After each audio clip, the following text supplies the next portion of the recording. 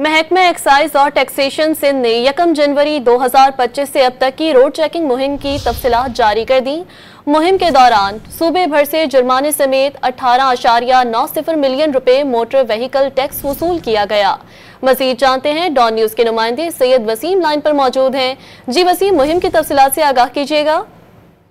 जी बिल्कुल, 29,923 मजमूई तौर पर गाड़ियों की चेकिंग की गई है। तर्जुमान महकमा एक्साइज के मुताबिक सूबाई वजीर मुकेश चावला के हिदायत पर जो महकमा एक्साइज एंड टैक्सेशन की रोड चेकिंग मुहिम है, इसमें जो अब तक 1 जनवरी 2025 से अब तक ये जो है वो 18 मिलियन रुपए मोटर व्हीकल टैक्स जो है वो वसूल किया गया है। और जो तफसीलात हैं उसमें मीरपुर खास डिवीजन में 5,970 गाड़ियां चेक की गई हैं और 5.5 मिलियन रुपए मोटर व्हीकल टैक्स वसूल किया गया है। हैदराबाद डिवीजन में 8,620 गाड़ियां चेक की गई हैं और 3.9 मिलियन रुपीज जो है वो मोटर व्हीकल टैक्स है वो वसूल किया गया है। लाड़काना डिवीजन में 2,607 गाड़ियां चेक की गई हैं।